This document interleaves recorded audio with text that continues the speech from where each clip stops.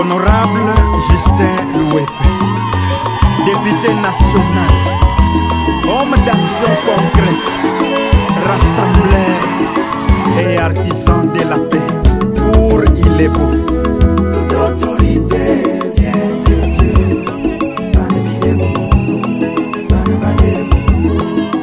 Toute autorité vient de Dieu.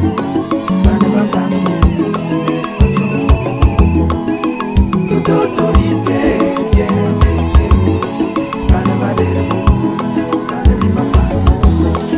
Bukumu bukimo, jamba meki yeke. Bukumu bukimo, jamba meki soro. Bate bisheke toto, bate bisheke mamono. Jamba meki yeke, jamba meki soro. Kumu Yesu ayanda, bana ba wukuntowo, bana ba wukuntene. Ibeke ba wukunwanga sepungu. Justin Louepe, mwana poro mayara. Jorje tupa kumwibane, ebande ba moto. Justin Louepe.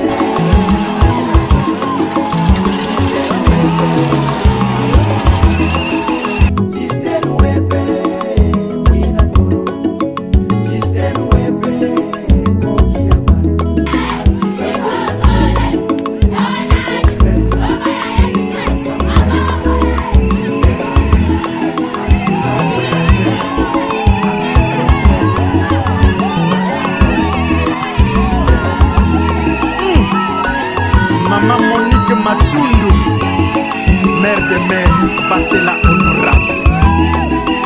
Justin Louepe, mwana yina. Justin Louepe, wino mwanchono.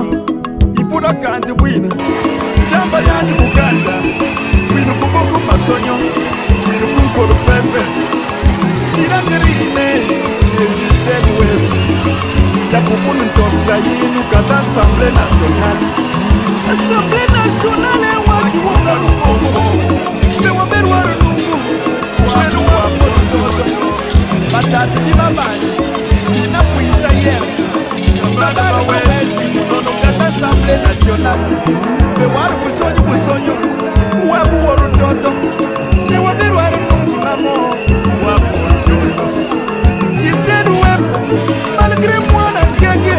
Yapu waru toto. Ishine bana bidekwe. Premier ministre Ilungu ya Mwokoba Yande Louepe Saranjo Abaka Beja Yemene Alikwa Karwuru Moto Justin Louepe Amama Toto Justin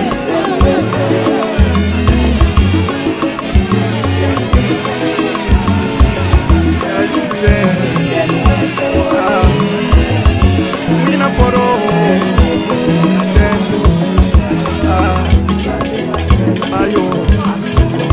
Mayo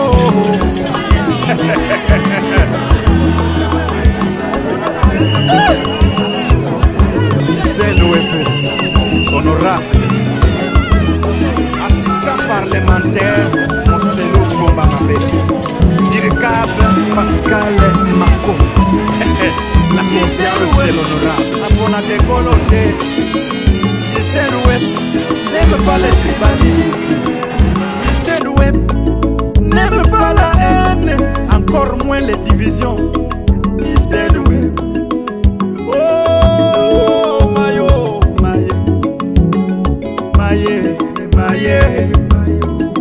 Bakumu bachoku bapende Justin mwana yina. Balumu babiki batete Justin mwana yina. Bawongo bakongo batetela Justin mwana yine. Akosalela bino makambwa minene.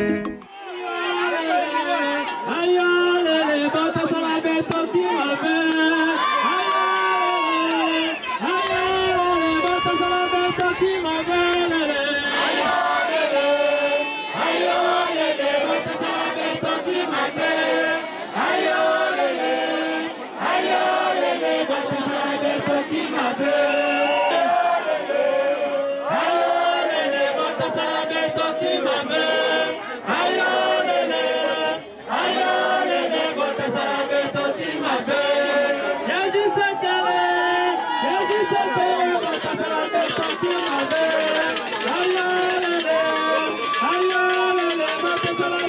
Yope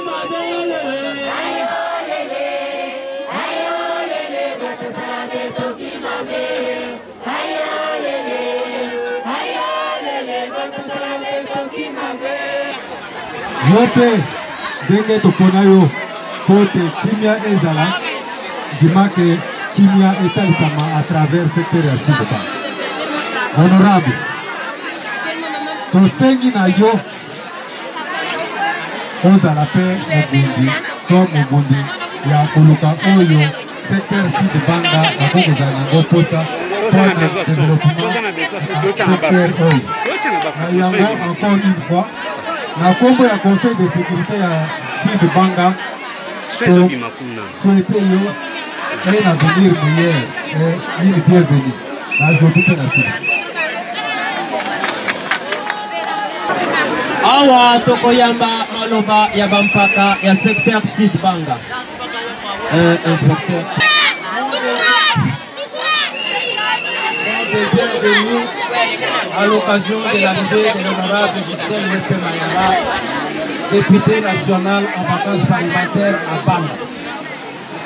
Honorable député national, membre de la délégation, monsieur le chef de secteur Sud-Banga, monsieur le commandant de la PNC SIAT Sud-Banga, monsieur le chef de poste de l'Agence nationale de renseignement de Sud-Banga, monsieur le chef de groupement, révérend pasteur de toutes les confessions religieuses, chers notables de Banga, distingués invités à vos titres et qualités respectifs.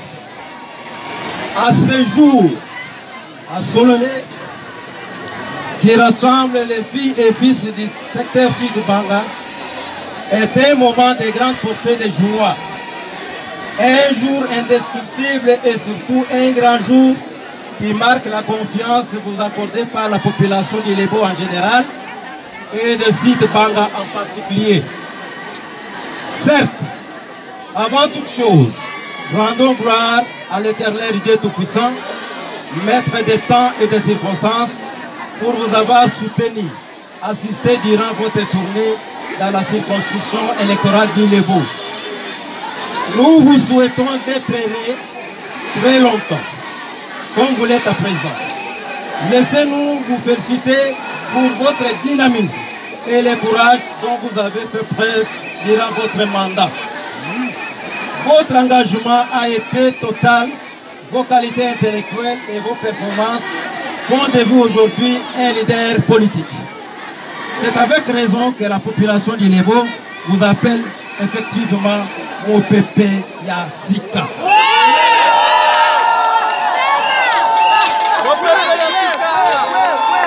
C'est avec raison que la population du Lebo vous appelle effectivement OPP Yassika. Parce que toutes les choses ont changé depuis votre élection en 2018. Ainsi, nous avons la grande conviction que vous allez faire un deuxième mandat sans hésitation. Amen. Honorable député national, mesdames et messieurs, distingués invités, permettez-moi de vous souhaiter de nouveau la bienvenue dans le secteur de Sud-Banga. Cela étant, ces vacances parlementaires est une disposition constitutionnelle, un impératif pour chaque élu du peuple de se rendre dans la circonscription électorale afin de récolter les difficultés qu'éprouve la population. Aujourd'hui, vous venez de prouver en face de la population du Lebo en général et du secteur Sud-Banga en particulier que vous êtes déterminés à garder ces mariages le plus longtemps possible. Honorable député national, la population du Sud-Banga vous remercie pour la réalisation parfaite des doléances vous transmises lors de votre précédent voyage, notamment 1. La construction du bureau du nouveau bâtiment administratif du secteur Sud-Banga. Grâce à vous, finir la souffrance d'eau potable. Finir le tour des montagnes pour aller chercher ne fût qu'un bidon d'eau. Du fait que vous avez foré de l'eau dans les centres Banga commerciaux. L'électrification des villages dans votre circonscription électorale en octroyant des tempêtes pour l'éclairage public. L'implantation d'une institution supérieure technique médicale en sigle ISTEM Banga. La distribution des médicaments dans des hôpitaux. Nos cœurs sont très heureux. Nous ne pouvons pas cacher votre joie. Vos bonnes actions, paroles et réalisations sont gravées à jamais dans nos cœurs. Nous sommes peut-être loin de vous, mais c'est la pensée de notre amour et de notre soutien qui nous font avancer quand les temps sont durs. Honorables députés nationaux, mesdames et messieurs, distingués invités, il y a tellement de choses à vous dire, mais pour l'instant, nous voulons juste vous remercier pour votre amour et votre soutien à la population d'Ilebo.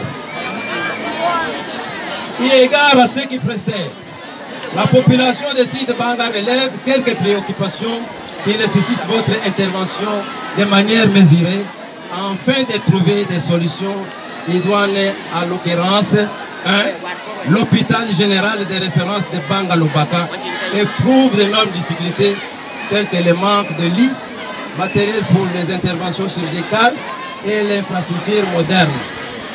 2. Solliciter auprès du gouvernement central l'entretien de toutes les routes des recettes agricoles dont cité ci-après. Banga Kaungula, Banga Mapangu, Banga Basongo et Basongo Ilebo, Banga Njokopunda.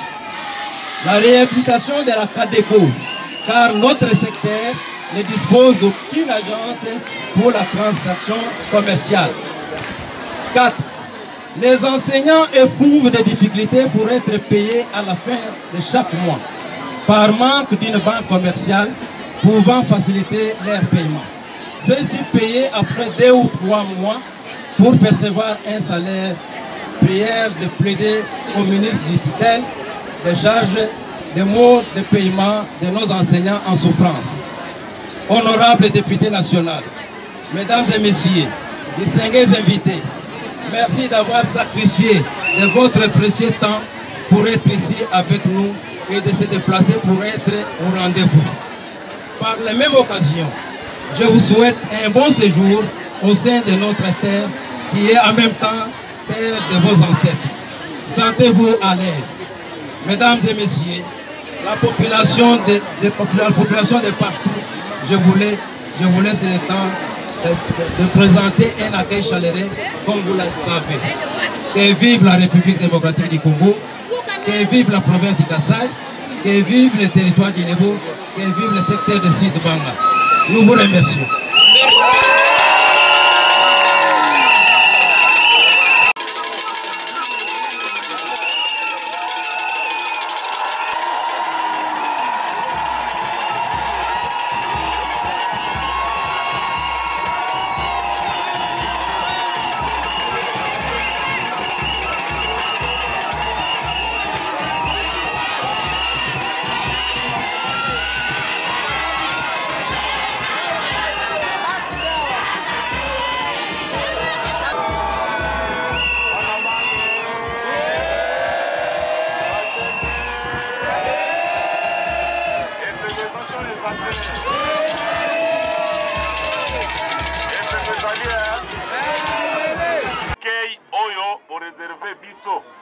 Ngai na équipe oyo tozo tambola na bango ya liboso kombo na ngai ndenge boyebi nazali mwana na bino ngai Justin Luwepe Mayara.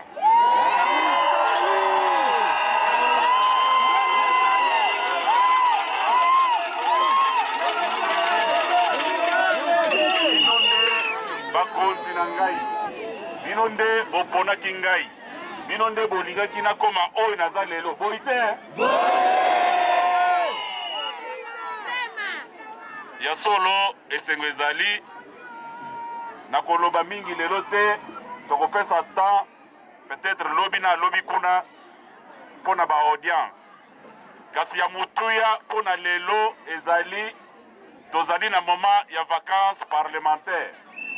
Vacances parlementaires ezali moment oyo député nyonso, député national to député provincial bakitaka na base na bango na circonscription électorale na ye pour ata la population na ye échanger ata la ba problème o ezali ba posa ya population ezali nini ye azali notable azali kapita ya population azwa ba problème wana pour amema yango epa ya gouvernement ebele bakanisaka mosala ya député ezali kotonga ba hôpitaux bakanisaka ezali kosala nzela wana eza mosala ya leta esengeli mwana ya mboka nyonso place azali afuta pako de manière à ce que l'État azwa mbongo pour asalela biso maye toza nango posa mosala ya député ezali kosala mibeko ya mibale ezali kocontrôler gouvernement yango wana biso toyaka na vacances parlementaires po tosolola na bino base na biso ba population na biso totala makambo nini ezali kati na population ezali raison ou objet ya voyage na ngai tozali na vacances parlementaires tolongwaki Kinshasa tokei Lebo na chef-lieu ya territoire na biso totamboli na secteur ya Basongo totamboli na secteur ya Mapangu lelo toza na secteur ya Banga tozomona oyo nyonso bozo vivre biso tokosala rapport tokodepose na bureau ya assemblée nde bakotinda yango na gouvernement po gouvernement ezwa en charge makambo nyonso oyo biso toza nango posa parti na ngai ezali Palu ezali kosoutenir chef de l'État tozali na union sacrée soki bino bana ya Banga bozolinga ngai bozala sima na ngai biso nyonso tosimba président tosala la vision na ye po mboka na biso ekende liboso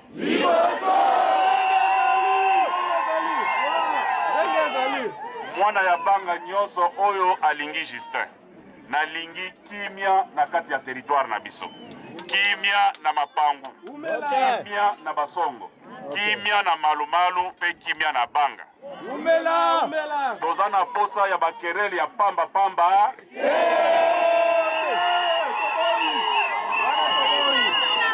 toza na posa ya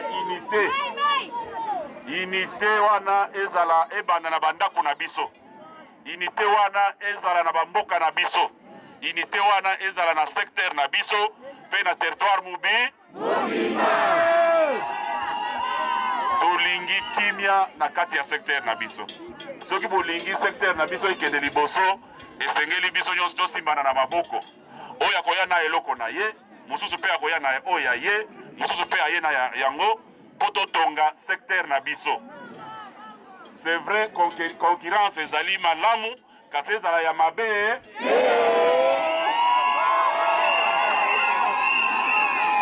eloko na koinsiste ezali bolingo kati na biso nzambe nde moto asalaki ke biso tozala bana ya Ilebo yango wana bolingo ezala kati na biso unité mingi kati na biso tolingi ba division ya pamba na bamboka te yo moto ozoya na ba division place na yo ezali awa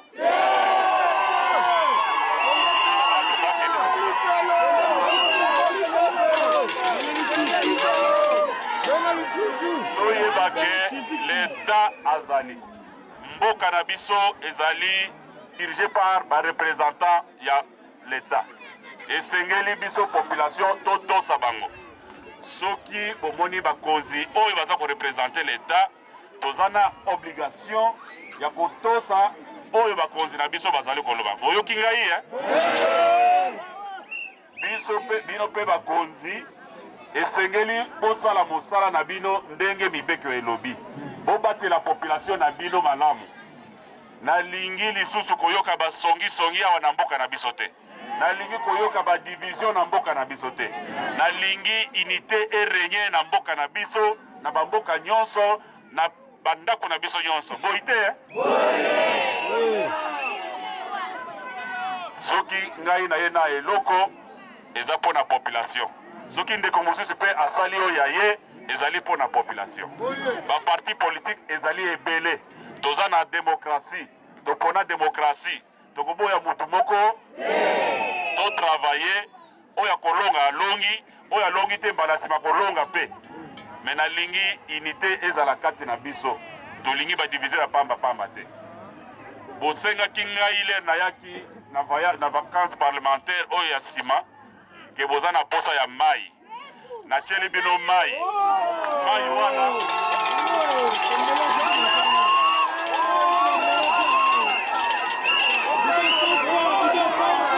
bana banga mai wana ezali mpo na population mobimba distinction eza te discrimination ezala te ngai naza député ya bato nyonso ya bamboka nyonso nazali député ya bato oyo bavotaki ngai na ba oyo bavotaki ngai te donc distinction ezali yango wana nazosenga na bino kimia ezala na kati na bino bolingo ezala kati na bino unité ezala kati na bamboka na biso mai eza ya bino nyonso gestion ekozala na maboko na bino soki bokobebisa etali bino soki bokokende liboso etali bino ngai nazali député ya bachoko ya baluba ya bashilele ya barongo ya batunyo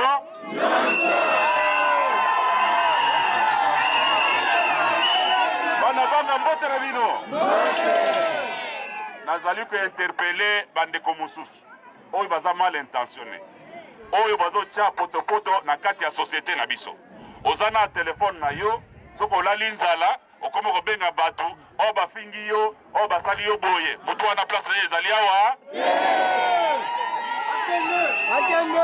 soki oza na telefone ya bongo a partir ya lelo change bwaka telefone na yo wana soki olingaka elongi ya ndeko mosusu te kosala mobulu te kende olala na ndako masanga na yo kende olala na ndako soki olingaka elongi ya Justin te kende olala na ndako ntango Justin akokende okotikala kobima boyi te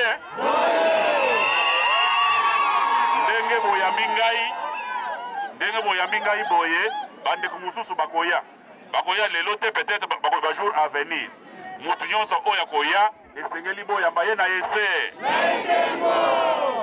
mboka na biso ekokende liboso soki mutu na mutu aparticipe na makoki na ye ezali te ke kaka mutu moko akotonga banga oyo te totonga banga na biso nyonso yo okoya na eloko na yo ngai nakoya oyo ya ngai totongi mboka na biso makambo ya kokosela bato makambo ezala te oza na telefone na yo oza nzela benga ndeko keno naza nzala pesanga mwa eloko ke obanda kosala bisalasala ezomema biso mosika te donc nazo insiste mpo na unité partout na bandi na ilebo ntina komi awa na banga eloko nazo komartele ezali unité ya ilebo soki toyoki ke bino ya baproblème ezali biso tokozala mpe mpuna na kimia te nayebisi bino naza député ya mboka moko te soki baproblème ezali entre mwana ya banga na mwana ya basongo ngai en tant que député na bino nakokotela na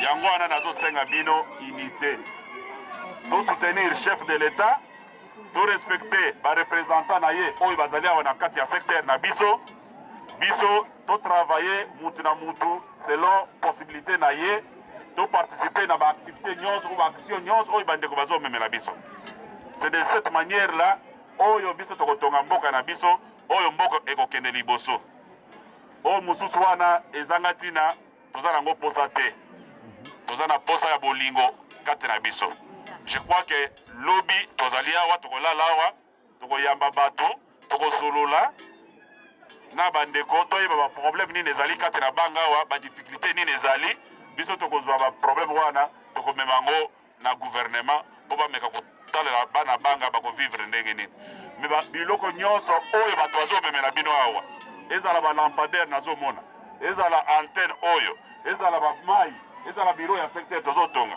na babiloko mosusu bandeko mosusu bazosala eza biloko na bino esengeli bobatela yango soki bino bobateli yango te bokomona pasi boyi te eza moto akowuta mosika te mpo aya kobatela bino biloko na bino bozala vigilant mai nalobi eza mpo na mutu nyonso gestion ekozala na maboko na bino donc ya mokuse yango wana tolembi mingi tolobi mpe mingi donc tobina tosepela mpona baoyo baza mosika bakokende ntango mosusu lobi bakoya tokosolola mpona baoyo baza pembeni oyo balingi kobina babina na bango basepela na esengo tolingi kimia ezala mobulu ezala te mbote na bino nyonso